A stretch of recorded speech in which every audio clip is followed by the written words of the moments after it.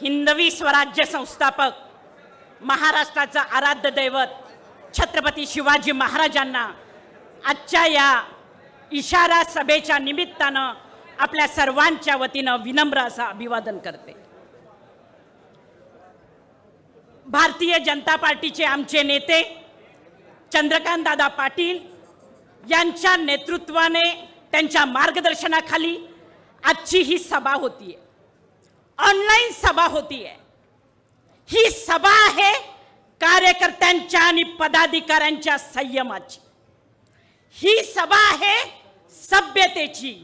पण दादा, ही पहिली आणि शेवटची ऑनलाईन बैठक, यापुढे आम्ही गप्प बसणार नाही। ईट का जवाब पत्थर से देंगे। आज दुर्गाष्टमी खंडेनवमीचा कार्यक्रम सगळीकडे आहे। खंडेनवमी म्हणजे काय तर या नवरात्र उत्सवाच्या घटस्थापनेचं विसर्जन। एक लक्षात ठेवायला आपल्याला विसर्जन करायचं आहे, या महाविकास आघाडीचं विसर्जन करायचं, या विकृतीचं विसर्जन करायचं आहे, या अहंकाराचं विसर्जन करायचं आहे। म्हणून आज आपण रावण जाळतो आहोत। आज सर्वप्रथम पडळकर साहेबांचा वाढदिवस, त्यांना लाख लाख लाख शुभेच्छा देतो।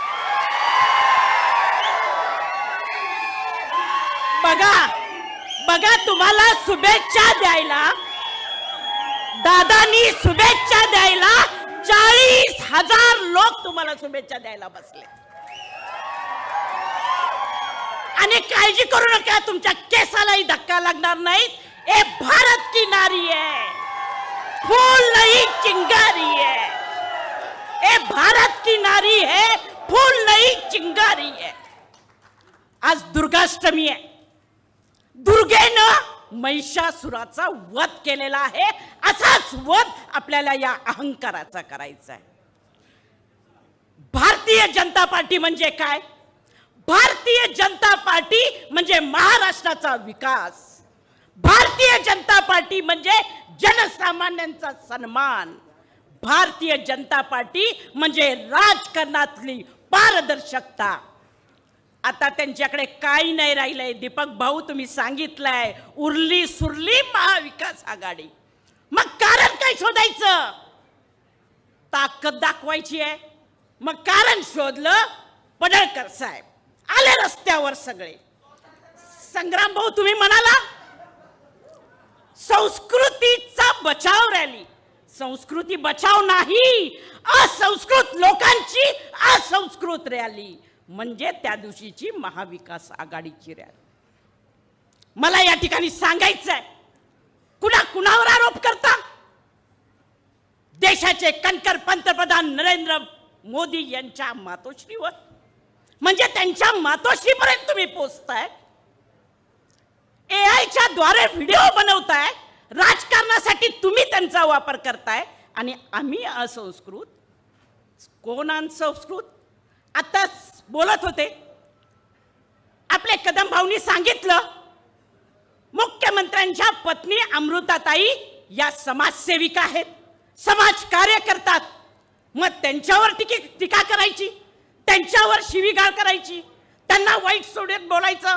आम्ही राजकारणात आहोत, आमच्या भगिनी राजकारणात आहोत, महिलांनी राजकारणात यायचं की नाही हे सांगायचं। आत्ताच बघत होते त्या ठाकूरबाईंचं ऐकलं, कानाला खडा लावला।